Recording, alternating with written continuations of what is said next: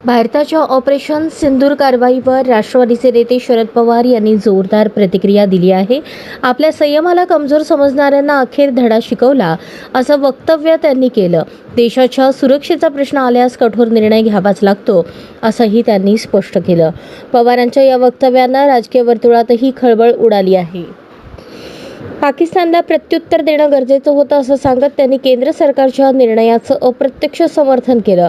ज्यांनी आग लावली त्यांच्याच अंगावर पेटलं असं म्हणत त्यांनी टोला लगावला. 71 साली ज्यावेळेला अशी स्थिती झाली तेव्हाही केलं होते. त्याही वेळेला ह्या गोष्टी घडलेल्या होत्या